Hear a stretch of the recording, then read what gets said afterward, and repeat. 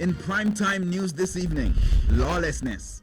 Bus driver spotted committing traffic breach located by the police. Billions of dollars needed to fix outdated drainage network in the corporate area. And new operator for Fort Clarence outlines grand plans for the beach park.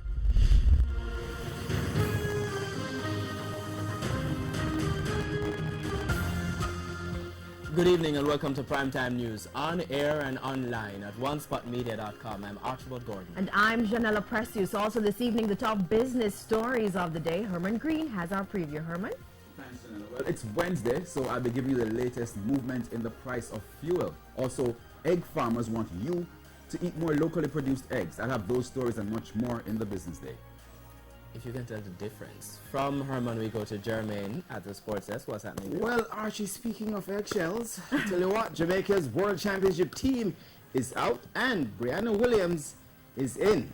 Details when we come back.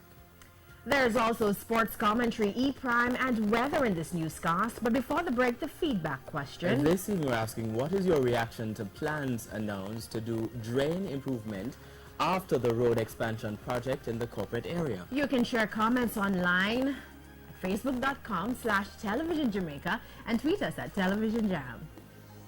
Stay with us. Primetime News returns right after this break.